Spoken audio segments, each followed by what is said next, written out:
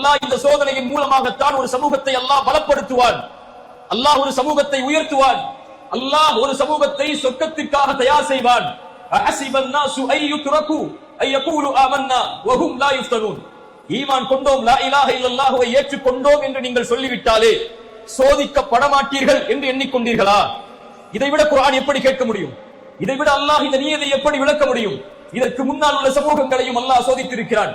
அல்லாஹ் உங்களையும் சோதிப்பான். ஃபலயஅலமன்னல்லாஹு அல்லதீன ஸதகு வலயஅலமன்னல் காதிபீன்.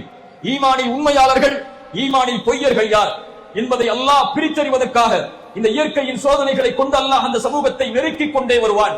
இன்னும் குர்ஆன் கேட்கிறது, அம் ஹஸிபுதும் அன் ததுகுலுல் ஜன்னah, அன் ததுகுலுல் ஜன்னah. சொர்க்கத்தில் நீங்கள் எளிதாக சிரமம் இல்லாமல், முன்னால் இருந்த சமூகம் சோதிக்கப்பட்டதை போலெல்லாம் நூஹுடைய சமூகம், மூசாவின் சமூகம், இப்ராஹிமின் சமூகம், ஈசாவின் சமூகம், இவர்கள் சோதிக்கப்பட்டதை விடவெல்லாம் நீங்கள் சோதிக்கப்படாமல் சொர்க்கத்தில் எளிதாக நுழைந்து விடலாம் என்று எண்ணிக்கொண்டீர்களா?